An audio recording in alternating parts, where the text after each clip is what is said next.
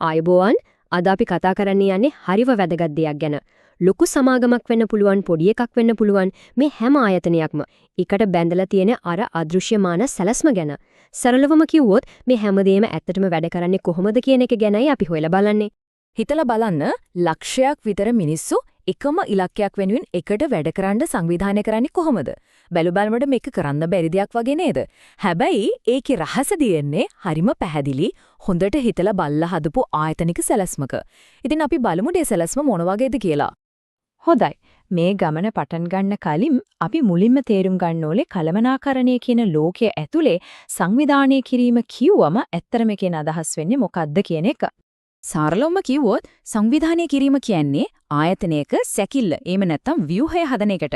ඒ කියන්නේ කවුද මොනවද කරන්න ඕන, කවුද කාටද වග කියන්න ඕන, තියෙන සම්පත් බෙදිලා යන්නේ කොහොමද කියන මේ හැමදේම තීරණය කරන ක්‍රියාවලිය තමයි මේ. කලමනාකරුවන් මේ ව්‍යුහය අලුතින් හදනකොට හරි තියෙන එකක් වෙනස් කරනකොට හරි අපි ඒකට කියනවා ආයතනික සැලසුම්කරණය කියලා. මේක හරියට ගෘහ නිර්මාණ ශිල්පියෙක් ගොඩනැගිල්ලක සැලැස්මක් මුලින් ඉඳන් අඳිනවා වගේ එහෙමත් නැත්නම් පරණ ගොඩනැගිල්ලක් අලුත් වැඩියා කරනවා වගේ වැඩක්. හොඳයි. ඉතින් මේ ආයතනික ගෘහ නිර්මාණ ශිල්පියා ප්‍රධාන තීරණ 6ක් ගන්න ඕන. වැඩ බෙදන්නේ කොහොමද, දෙපාර්තමේන්තු හදන්නේ කොහොමද, බලය දෙන්නේ කාටද වගේ දේවල්.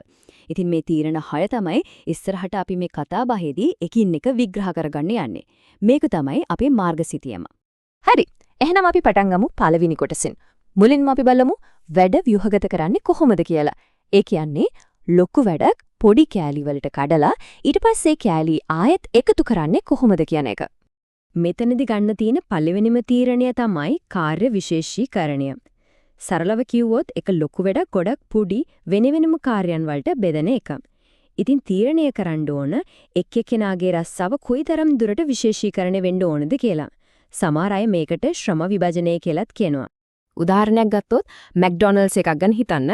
එක කෙනෙක් බර්ගර් එකේ මස් ටික දානවා, තව කෙනෙක් සෝස් දානවා, තව කෙනෙක් පැක් කරනවා.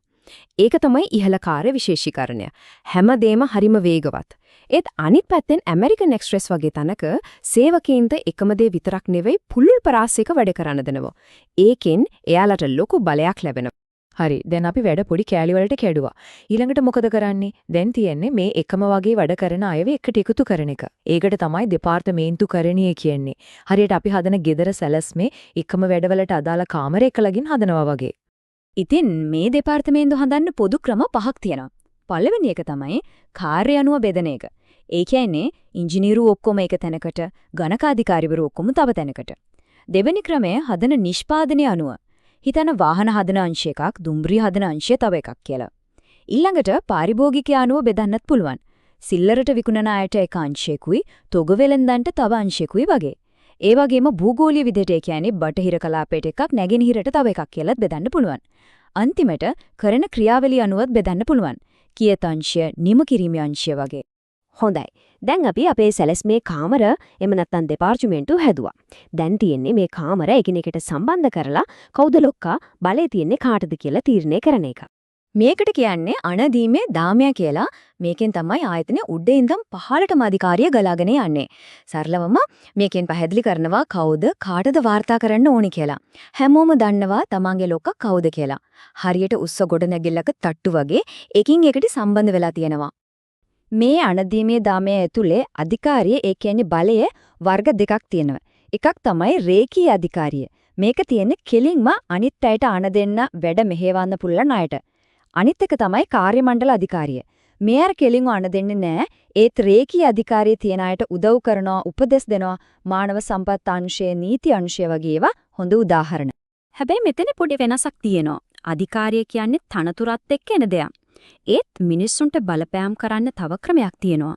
ඒ තමයි බලය. ඉතින් බලය එන්න පුළුවන් විවිධ මූලාශ්‍ර වලින්. බලහත්කාරී බලය කියන්නේ බය කරලා වැඩ ගන්න එක. ත්‍යාග බලය කියන්නේ මොනවා හරි දේවල් දීලා වැඩ ගන්න එක. නීත්‍යානුකූල බලය තමයි තනතුරත් එක්කෙන බලය. ඊළඟට විශේෂඥ බලය. ඒ කියන්නේ තමන්ගේ දැනුම නිසා ලැබෙන බලය. අන්තිමට ආකර්ෂණීය බලය තියෙනවා. ඒක එන්නේ තමන්ගේ පෞරුෂය නිසා. ඉතින් වැදගත්ම දේ තමයි බලය කියන එක තනතුරෙන් විතරක් එන දෙයක් නෙවෙයි. හරි. ඊළඟ වැදගත් තීරණය තමයි පාලන පරාසය. මේකෙන් කියන්නේ එක මැනේජර් කෙනෙක්ට කොච්චර සේවක පිරිසක් කාර්යක්ෂමව බලා ගන්න පුළුවන්ද කියන එක.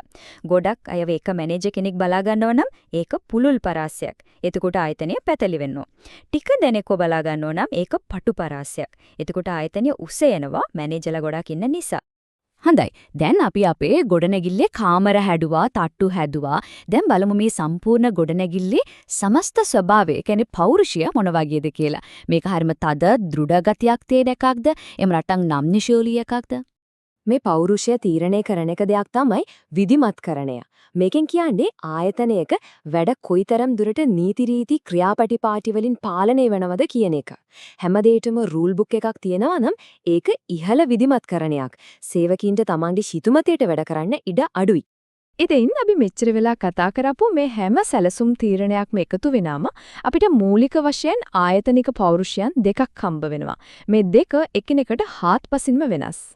එකක් තමයි යාන්ත්‍රික සංවිධානය. මේක හරිම දෘಢයි. නීති ගොඩයි. තීරණ ගන්නේ උඩ ඉන්න කීප දෙනෙක්. හැමදේම හරියට මැෂින් එකක් වගේ වැඩ කරනවා. අනිත් එක තමයි කාබනික සංවිධානය. මේක හරිම නම්‍යශීලී. නීති අඩුයි. හැමෝම එකට එකතු වෙලා වැඩ කරනවා. තීරණ ගන්න බලය බෙදලා ගිහින්. මේක ජීවිතයක් වගේ පරිසරයට අනුවර්තනය වෙනවා. වර්තමානයේ අපි දකින ගොඩක් නවීන ආයතනික ව්‍යුහයන් කණ්ඩායම් විදියට වැඩ කරන ඒවා න්‍යාස ව්‍යුහයන් වගේ බොහෝ වෙලාවට අර අපි කතා කරපු කාබනික ආකෘතියට තමයි බර වෙන්නේ. මොකද වේගයෙන් වෙනස් වෙන ලෝකයට අනුවර්තනය වෙන්නේ ඒක ලේසි. ඉතින් මේ හැමදේම එක්ක අපිට අවසානයේට හිතන්න දෙයක් ඉතුරු වෙනවා. දවසින් දවස වෙනස් වෙන මේ අනාගත ලෝකයේ තුල සාර්ථක වෙන්න නම් ආයතන වලට අවශ්‍ය වෙන්නේ දෘಢ, ස්ථාවර ව්‍යුහයක්ද? එහෙම නැත්නම් නම්‍යශීලී ඕනම දෙයකට අනුවර්තන වෙන්න පුළුවන් ව්‍යුහයක්ද? ඒක තමයි අනාගතය තීරණය කරන ප්‍රශ්නය.